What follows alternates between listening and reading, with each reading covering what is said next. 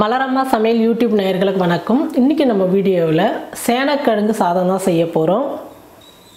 சேனக்கிழங்கு சாதம் செய்யறதுக்கு பாஸ்மதி அரிசி 2 டம்ளர் எடுத்து ஒரு 1/4 மணி நேரம் ஊற வச்சு நல்லா கழுவி சுத்தம் பண்ணி தண்ணி இல்லாமல் வடிகட்டி எடுத்துக்கிட்டேன். சேனக்கிழங்கு தோலெல்லாம் எடுத்துகிட்டு இந்த மாதிரி சின்ன சின்னதாக கட் பண்ணி மஞ்சள் போட்டு தண்ணியில் போட்டு வச்சுருக்கிறேன். அப்போ தான் சேனக்கிழங்கு கருப்பாகாமல் அப்படியே இருக்கும். நான் ஒரு 1/4 கிலோ சேனக்கிழங்கு எடுத்துக்கிட்டேன். பெரிய வெங்காயம் 2 வெங்காயம் கட் பண்ணி எடுத்து வச்சுருக்கிறேன். 2 தக்காளி, மிளகாத்தூள் 1 ஸ்பூன், தனியாத்தூள் 1 ஸ்பூன், கரம் மசாலா 1/2 ஸ்பூன், மஞ்சள் தூள் 1/4 ஸ்பூன். இப்போ சேனக்கிழங்கு சாதம் செய்யலாம். குக்கர் நல்லா சூடேறிடுச்சு. இப்போ எண்ணெய் சேர்த்துக்கிறேன். கடுகு, சீரகம், உளுத்தம்பருப்பு 1/2 ஸ்பூன், கடலைப்பருப்பு 1/2 ஸ்பூன், 2 வரமிளகாய்.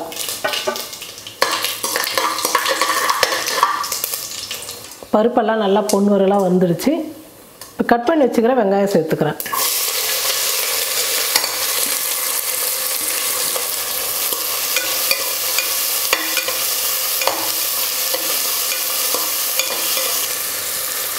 வெங்காயம் வதங்கிறதுக்குள்ளே நான் ஒரு சின்ன எலுமிச்சம்பழ அளவு புளி ஊற வச்சுருக்கிறேன். அதை நல்லா கரைச்சி வடிகட்டி எடுத்துக்கலாம்.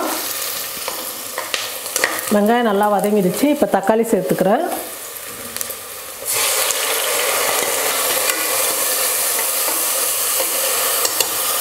இது கூடவே ஒரு 1/2 ஸ்பூன் இஞ்சி பூண்டு பேஸ்ட்டு சேர்த்துக்கிறேன்.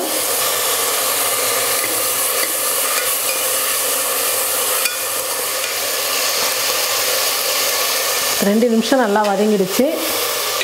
இப்போ சேனக்கிழங்கு சேர்த்துக்கலாம்.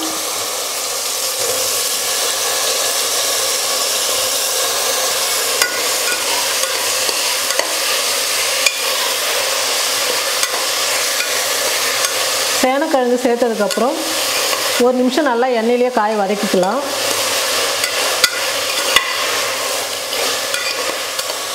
காய் சேர்த்து 1 நிமிஷம் நல்லா வதங்கிடுச்சு. மிளகாத்தூள், மல்லித்தூள், கரம் மசாலா, மஞ்சள் தூள், இந்த சாதத்துக்கு தேவையான அளவுக்கு உப்பு சேர்த்துக்கிறேன்.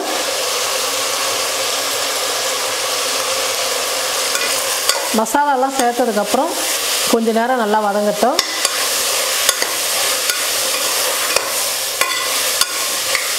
மசாலாலாம் சேர்த்ததுக்கப்புறம் நல்லா வதங்கிடுச்சு.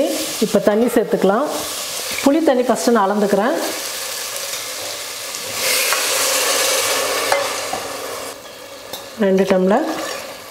ரெண்டு டம்ளர் பாஸ்மதி அரிசிக்கு 3 டம்ளர் தண்ணி வச்சுருக்கோம். புளி தண்ணியோடு சேர்த்து 3 டம்ளரு. தண்ணி சேர்த்ததுக்கப்புறம் தண்ணி நல்லா கொதிக்கட்டும். அதுக்கப்புறம் அரிசி சேர்த்துக்கலாம். தண்ணி நல்லா கொதிச்சிடுச்சு. இந்த அளவுக்கு நம்ம ஏன் கொதிக்க வைக்கிறோன்னா, புளி ஊற்றுறதுனால நம்ம 2 விசில் தான் வைக்க போகிறோம். அதனால் புளி பச்சை வாசனை அப்படியே இருக்கும்.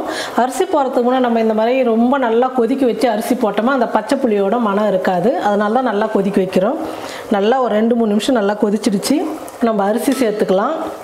தண்ணி இல்லாமல் வடிகட்டி எடுத்து வச்சுருக்கிறேன். அந்த அரிசி சேர்த்துக்கிறேன்.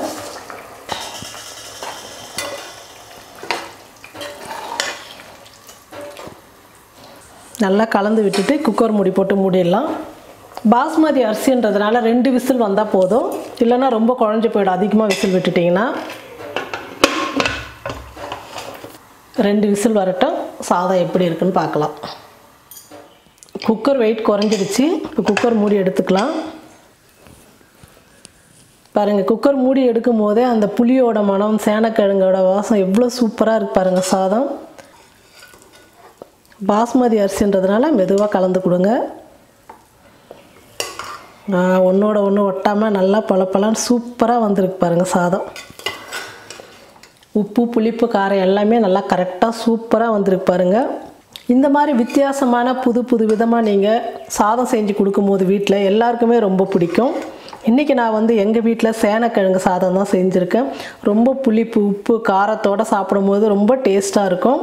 நீங்களும் உங்கள் வீட்டில் இந்த மாதிரி சேனக்கிழங்கு சாதம் செஞ்சு கொடுங்க. செஞ்சு கொடுத்துட்டு எப்படி இருக்குன்னு சொல்லிட்டு மறக்காமல் கமெண்ட் பாக்ஸில் கமெண்ட் பண்ணுங்கள். நன்றி.